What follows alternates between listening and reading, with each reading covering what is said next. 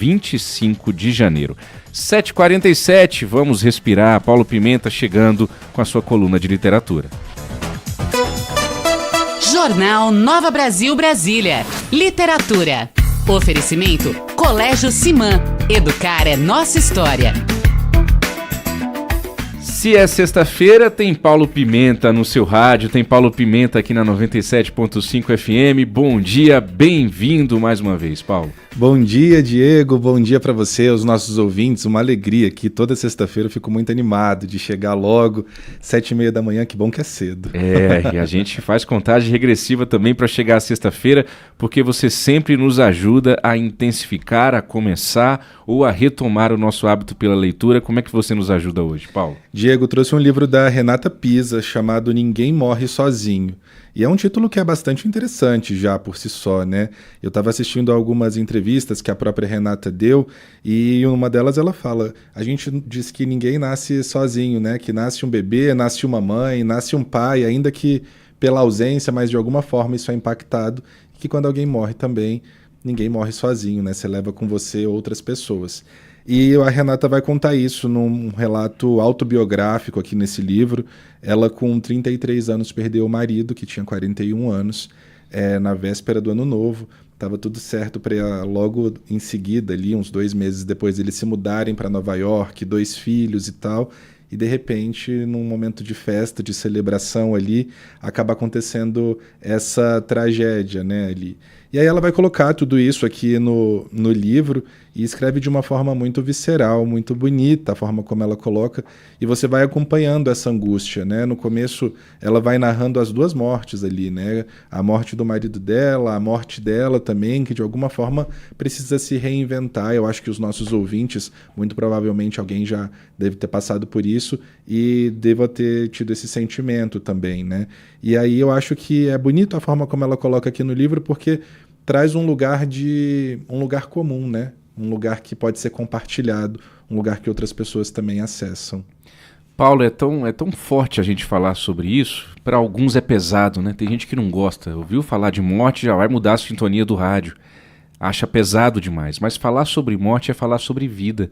Eu acredito que cada vez mais a gente vai precisar ressignificar essa temática da morte na nossa cultura ocidental. No Oriente isso é um pouco diferente, a gente tem várias culturas que encaram a morte de maneira diferente, não estou dizendo que é algo simples, que é algo fácil, mas é algo que a gente, ao lembrar que nós somos pó, ao lembrar que todos vamos passar um dia, que essa é a única grande certeza que nós temos, a gente está falando ao mesmo tempo também de vida, né, Paulo Pimenta? Exatamente, a vida também aqui de uma Renata, que nasce depois dessa morte, né? De uma outra pessoa, de uma outra mulher, uma mãe que está cuidando ali dos 2 filhos. 2 filhos pequenos, Paulo? Exato, uma mãe que ela tinha 33 anos, 33 né? anos. Então eram crianças, assim.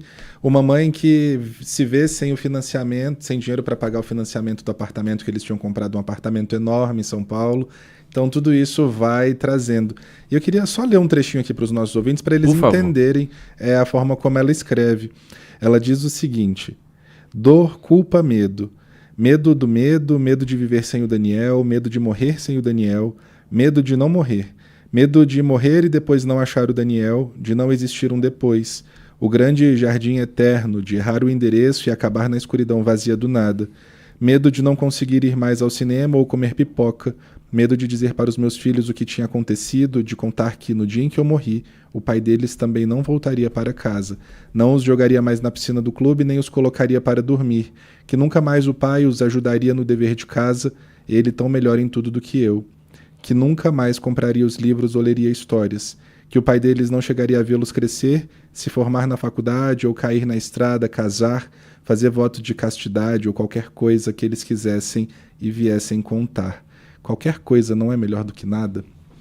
E aí ela vai trazendo essa relação que ela tem ali e a culpa que ela tem, os pensamentos que ela teve, conta depois de como é que ela se restabeleceu, uns encontros aqui, outros encontros ali, mas esse vazio que fica. E eu acho que os nossos ouvintes vão gostar bastante desse livro, Ninguém Morre Sozinho. É um livro que foi lançado há pouco tempo e que eu queria deixar como dica aqui hoje para os nossos ouvintes. Puxa, que forte, que bonito e que profundo. E é uma leitura que leva a muita reflexão, né, Paulo? Como você disse, certamente a nossa audiência praticamente inteira já passou por algum tipo de luto. Se não passou, eu preciso dizer que um dia ainda vai passar, né? Isso é uma certeza que nós temos. E esse livro pode ser uma boa companhia até para quem já viveu algo e vive algo semelhante, né? Ah, com certeza, sim. É uma o livro como companhia, né, Paulo? Exato, é uma forma de você não se sentir só ali, né? Literalmente, com o livro e também com essa história, de saber que alguém está passando por aquele momento, né? Às vezes, quando acontecem essas coisas que a gente não está tão preparado, a gente acha que só a gente está passando, né? Um término de relacionamento, uma morte, uma demissão, enquanto isso existe desde que o mundo é mundo, né?